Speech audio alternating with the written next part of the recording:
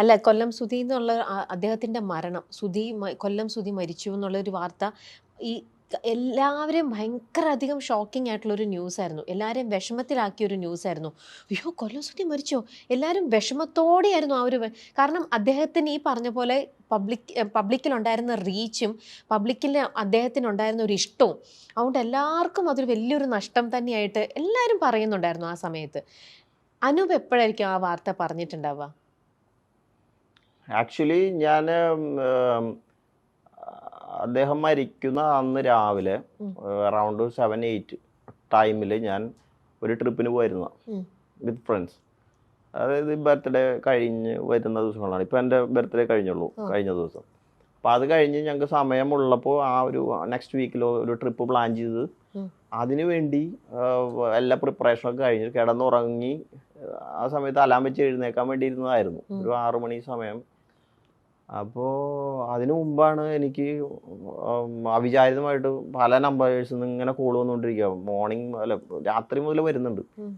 അപ്പോൾ ബേസിക്കലി ഞാൻ ഇങ്ങനെ അറിയാത്ത നമ്പർ രാത്രി വന്ന് എടുക്കാറില്ല. മെജോറിറ്റി കേസിൽ സ്റ്റാർ മാജിക്കുന്ന സമയത്ത് അറിയാത്ത നമ്പർ ഒന്നും എടുക്കാറില്ല. അത്രയും ഇതുള്ളവർ എനിക്ക് വാട്സപ്പിൽ മെസ്സേജ് ചെയ്യുമോ എന്തെങ്കിലും ഉണ്ടായോ, കാരണം അത്രയും കോൾസ് വരാറുണ്ടായിരുന്നു. ചില സമയത്ത് നമ്പർ ലീക്കായിട്ട് വരാറുണ്ട്. അപ്പോൾ ചിലപ്പോൾ ഓഫീസിലൊക്കെ കണക്ട് ചെയ്ത് വരുന്നത്, ചിലപ്പോൾ യു എന്നൊക്കെ വിളിക്കുന്ന ആൾക്കാരുണ്ട്. പക്ഷെ ഞാൻ എടുക്കാറില്ല. അത്രയും വേണ്ട ആൾക്കാരൊക്കെ മെസ്സേജ് അയക്കും. അപ്പോൾ ഇതുപോലെ 2-3 കോൾസ് ഇങ്ങനെ വന്ന് കിടന്നു, ഞാൻ എടുത്തില്ല. അപ്പോൾ എൻ്റെ ഒരു ക്ലോസ് ഫ്രണ്ട് എന്നെ വിളിക്കുന്നു, അവൻ്റെ കോൾ വരുന്നു, അവനെ റിപ്പീറ്റ്ലി വിളിച്ചോണ്ടിരിക്കുക. അപ്പോഴാണ് ഞാൻ കാണുന്നത്. അപ്പോൾ ഉറക്കത്തിൽ ഞാൻ എടുക്കുമ്പോൾ പറയുന്നു, എടാ ഒരു ആക്സിഡൻ്റ് ഉണ്ടായിട്ടുണ്ട്, കൊല്ലം സുധി കുറച്ച് ക്രിട്ടിക്കലാണ്, അപ്പോൾ കൂടെ ബിനു അടിമാലിയുണ്ട്, അങ്ങനെയാണ്, ഹോസ്പിറ്റലിലാണ്, ഇങ്ങനെ ഒന്ന് നീ സംസാരിക്കണം, കുറേ പേര് നിന്നെ ട്രൈ ചെയ്യുന്നുണ്ട് ഹോസ്പിറ്റലിൽ എന്ന് പറഞ്ഞു. അപ്പോൾ ഓക്കെ. അതിൻ്റെ തലേദിവസത്തെ കാര്യം എന്താണെന്ന് വെച്ച് കഴിഞ്ഞാൽ അതിൻ്റെ ഒരു 3 days മുമ്പ് ഞങ്ങൾക്ക് ഷൂട്ട് ഉണ്ടായിരുന്നു. ഷൂട്ട് കഴിഞ്ഞ് ഇന്നൊരു ഇവൻറ്റ് നമ്മുടെ കോഴിക്കോട് ഹാപ്പൻ ചെയ്യുന്നുണ്ട്. അപ്പോൾ സാറിൻ്റെ അടുത്ത് പറഞ്ഞു സ്റ്റാർ മൈക്കിൽ ആരെങ്കിലുമൊക്കെ ഒന്ന് കണക്ട് ചെയ്ത് വിടണം എന്ന് പറഞ്ഞു. ഒരുപാട് പേര് അതിനകത്ത് നമ്മൾ സംസാരിച്ചു. പലരും വരുന്നുണ്ടായിരുന്നില്ല.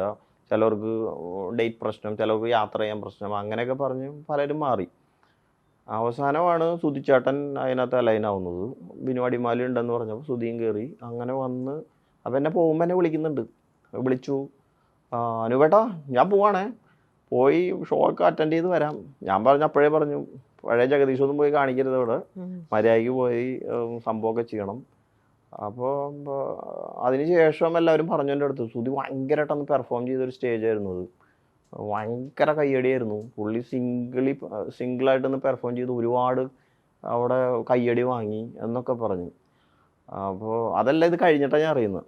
അപ്പോൾ ഞാൻ പറഞ്ഞു ഓക്കെ. അപ്പോൾ അവിടെ പോകുന്നു. രാത്രി എനിക്ക് ഇപ്പോഴും ആ മെസ്സേജ് ഇപ്പോൾ കിടപ്പുണ്ട് എനിക്ക്. അവിടെ എല്ലാവരും കൂടെ നിന്ന് ഫോട്ടോ എടുത്തിട്ട് എനിക്ക് അയക്കുന്നത്, അവിടെ നിന്ന് യാത്ര ചെയ്യുന്നതിന് മുമ്പ്. അപ്പോൾ അടിമാലിയും ബാക്കിയെല്ലാം കുറച്ച് ആർട്ടിസ്റ്റൊക്കെ ആയിട്ട് എനിക്ക് ഫോട്ടോ ഇട്ടിട്ടുണ്ട്. ആ ഫോട്ടോ ഞാൻ കണ്ട് രാത്രി അതിൻ്റെ എന്തോ പറഞ്ഞു വെച്ചു. അതിനുശേഷമാണ് ഞാൻ ഈ ഇൻസിഡൻറ്റിനെ പറ്റി അറിയുന്നത്. അപ്പം ഞാൻ ആദ്യം കേട്ടപ്പോൾ കുഴപ്പമില്ല, ഉറക്കത്തിൽ നിന്ന് എണീറ്റ് വരികയാണ്. അപ്പോൾ കുഴപ്പമൊന്നും ഉണ്ടാവില്ല, ഓക്കെ ആയിരിക്കും. അപ്പം നമ്മൾ അങ്ങനെ ആശ്വസിക്കാൻ ശ്രമിക്കുന്നത്.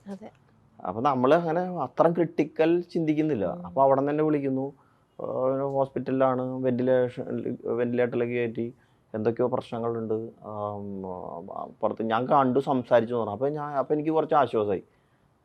കണ്ട് സംസാരിച്ച ആളല്ലേ, പിന്നെ അങ്ങനെ കുഴപ്പമൊന്നും ഉണ്ടാവില്ല. അതിന് 10 മിനിറ്റ് കഴിഞ്ഞപ്പോഴും ചേട്ടൻ പോയി എന്നൊക്കെ പറഞ്ഞു.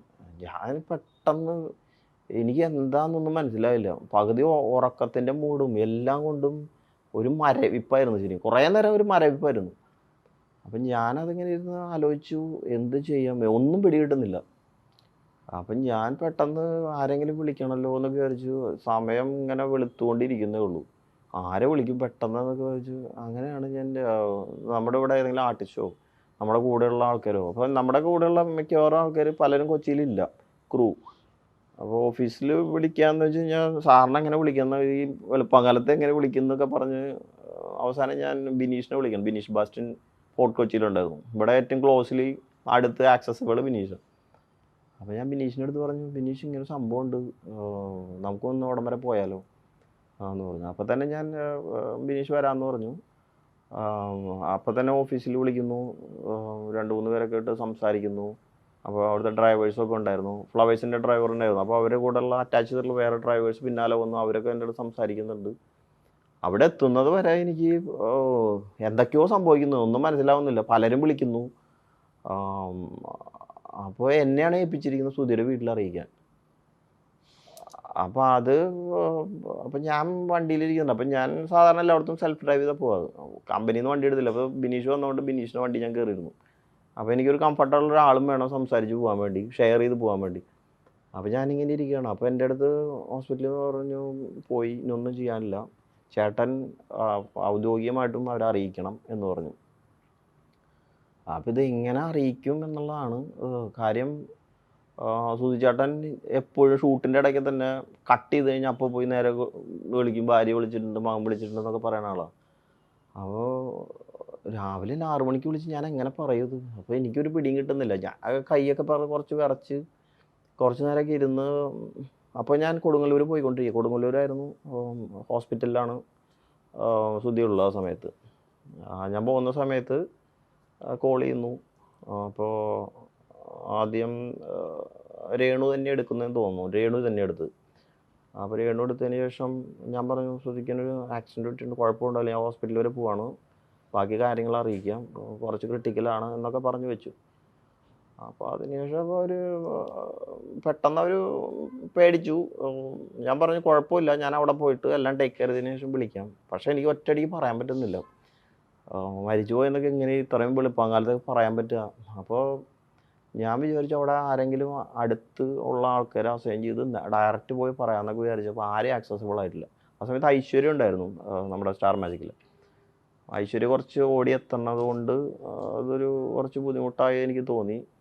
അപ്പോൾ ആർക്കും വീട് അറിഞ്ഞൂടാ കറക്റ്റ്. അതിനുശേഷം രണ്ടാമത് ഞാൻ കോൾ എടുക്കുകയാണ്. അപ്പോൾ ശ്രുതിയുടെ മകനെടുത്തു. അപ്പോൾ ഞാൻ പറഞ്ഞു, അച്ഛൻ പോയടാന്ന് പറഞ്ഞു. അപ്പോൾ അവനാദ്യം ചോദിച്ചു, ചേട്ടാ അച്ഛൻ എന്താ പറ്റുക? ഞാൻ പറഞ്ഞു, ഇങ്ങനെ ആക്സിഡൻറ്റ് ഉണ്ടായി, അച്ഛൻ പോയി. ഒന്നും എനിക്ക് പെട്ടെന്ന് എങ്ങനെയാണത് അവതരിപ്പിക്കേണ്ടതെന്ന് പോലും ഞാൻ മറന്നുപോയി. കാരണം എൻ്റെ വീട്ടിൽ ഒരാളുടെ അടുത്ത് അവതരിക്കുന്ന പോലെ എനിക്ക് ആ സമയത്ത് ഫീൽ ചെയ്തു. അപ്പോൾ അവൻ്റെ ഒരു കരച്ചിൽ ഇപ്പോഴും ഉണ്ട്, എനിക്കിപ്പോഴും ചെവിയിൽ കേൾക്കാം. അവൻ രാവിലെ എഴുന്നേറ്റിട്ടുള്ളൂ. കാരണം അവന് ഭയങ്കര അറ്റാച്ച്ഡ് ആയിരുന്നു അച്ഛനായിട്ട്. എനിക്ക് ആരൊക്കെയോ എൻ്റെ ഫോൺ വിളിച്ച് സംസാരിക്കുന്നുണ്ട്, തൊട്ടടുത്തുള്ള ആൾക്കാർ ആരൊക്കെയോ കുറേ നേരം, ഒരു 5 മിനിറ്റ് നേരത്തേക്ക് എന്തൊക്കെയോ നടന്ന് എനിക്ക് ഇപ്പോഴും ഓർത്തെടുക്കാൻ പറ്റുന്നില്ല. അത്രയും വികാരഭരിതമായിട്ടുള്ളൊരു സമയമായിരുന്നു ആ സമയത്ത് പോയിക്കൊണ്ടിരുന്നത്. അപ്പോൾ അതിനുശേഷം ഞാൻ അവിടെ എത്തുന്നു. എത്തിയപ്പോഴും ശ്രീകണ്ഠൻ സാറൊക്കെ വന്നു. അപ്പോൾ ഞങ്ങൾ സംസാരിക്കുന്നു, ഡോക്ടേഴ്സായിട്ട് സംസാരിക്കുന്നു. എന്താണ് സംഭവിച്ചത് എന്നും കൃത്യമായിട്ട് മനസ്സിലാവുന്നില്ല. കാരണം പലരും കേട്ടിട്ടുള്ള ഇതാണ്, ആക്സിഡൻറ്റ് സംഭവിച്ചു ഇങ്ങനെയാണ്. അപ്പോൾ വീട്ടിൽ നിന്ന് വിളിക്കുന്നു. അത് കഴിഞ്ഞ് രേണു എന്നെ വിളിക്കുന്നു, ചേട്ടാ എന്താ സംഭവിച്ചത്? ഞങ്ങൾക്ക് ആരുമില്ല, ഇനിയിപ്പോൾ എന്താ? ഞാൻ പറഞ്ഞു, ഞാനിപ്പോൾ ഹോസ്പിറ്റലിലെത്തും, എത്തിയതിന് ശേഷം പറയാം എന്നൊക്കെ പറഞ്ഞു. എനിക്ക് ആക്ച്വലി അവരെ ഹാൻഡിൽ ചെയ്യാൻ വളരെ പാടായിരുന്നു.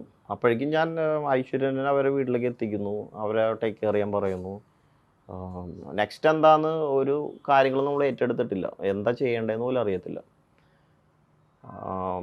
അപ്പോൾ കിച്ചുവാണ് എന്നെ ഇങ്ങനെ വിളിച്ചുകൊണ്ടിരിക്കുന്നത്. കിച്ചുവിനെ എനിക്ക് ആശ്വസിപ്പിക്കാൻ പറ്റുന്നില്ല. കിച്ചു അത്രയ്ക്കും അച്ഛനായിട്ട് അറ്റാച്ച്ഡ് ആയിരുന്നു. കാര്യം ഷൂട്ടിനൊക്കെ വരുമ്പോൾ മിക്ക സമയത്തും കിച്ചു ഉണ്ടാവും. ഫ്ലോറിലേക്ക് വന്നില്ലെങ്കിൽ പോലും ട്രാവൽ ചെയ്യുന്നതും ഈ അവസാന നാളുകളിലൊക്കെ സൂചിച്ചാടിൻ്റെ കൂടെ ഡ്രൈവ് ചെയ്ത് വന്നിരുന്നു കിച്ചുവായിരുന്നു. അപ്പോൾ അവനിങ്ങനെ സംസാരിക്കേണ്ട, ഇനി ഞാൻ എന്ത് ചെയ്യും ചേട്ടാന്ന് ചോദിച്ചിട്ട് നമുക്ക് ആ സമയത്ത് റിപ്ലൈ ഇല്ല പലതിനും. നമ്മൾ തന്നെ ഒരു പ്രോഗ്രാമിന് വിട്ടിട്ട്, കമ്പനി പ്രോഗ്രാം തന്നെയാണല്ലോ, അപ്പോൾ നമ്മളതിൻ്റെ റെസ്പോൺസിബിളാണ്. അവരെ ടേക്ക് കെയർ ചെയ്യേണ്ട ജോലി നമ്മുടെയാണ്. അതിലൂടെ പോകുമ്പോഴാണ് നമുക്ക് മനസ്സിലാവത്തുള്ളൂ എത്ര ഡീപ്പാണത്. എനിക്കത് ഇപ്പോഴും മനസ്സിൽ കിടക്കുന്ന ഒരു ഇൻസിഡൻ്റ്. അതുകൊണ്ടാണ് എനിക്ക് ഒരുപാട് ഓർത്തെടുക്കാതെ തന്നെ പറയാൻ പറ്റുന്നത്. പിന്നെ ഞങ്ങൾ അവിടെ കയറി കാണുന്നു, അപ്പോഴേക്കും കുറച്ച് ആൾക്കാരൊക്കെ വന്നു. ഓ, എല്ലാം അതിൻ്റെതായ പെട്ടെന്ന് കാര്യങ്ങളൊക്കെ നടക്കുന്നുണ്ടായിരുന്നു. ഒരുപാട് പേര് വരുന്നു, കാണുന്നു. ഓ, ഞാൻ നേരെ അതിനുശേഷം എന്നെ ഡോക്ടർ പറയുന്നു കാണണമെന്ന് വിചാരിച്ചു. അപ്പോൾ ഞാൻ കാണണമെന്ന് പറഞ്ഞു. കണ്ട് അപ്പോൾ മോർച്ചറിയിലായിരുന്നു. കയറുന്നു. അനൂപ് ചെന്നപ്പോൾ ആ, മോർച്ചറിയിലായിരുന്നു. മോർച്ചറിയിലായിരുന്നു. അപ്പോൾ അങ്ങോട്ട് മാറ്റിയിരുന്നു. അതൊക്കെ പെട്ടെന്നായിരുന്നു. അപ്പോൾ ഇല്ല, നമ്മളത് 2 ദിവസം മുമ്പ് കണ്ട അതേപോലെ തന്നെ ഒരാൾ കിടക്കുന്നു. എനിക്ക് ആക്ച്വലി അത് കൺട്രോൾ ചെയ്യാൻ പറ്റുന്നുണ്ടായിരുന്നില്ല. വിനീഷാണ് എന്നെ പിന്നെ ചേർത്ത് പിടിച്ച് പുറത്ത് കൊണ്ടുപോയത്. ഇപ്പോഴും ആ സിറ്റുവേഷൻ എൻ്റെ മനസ്സിലുണ്ട്, കണ്ണിലുണ്ട് ഇപ്പോഴും.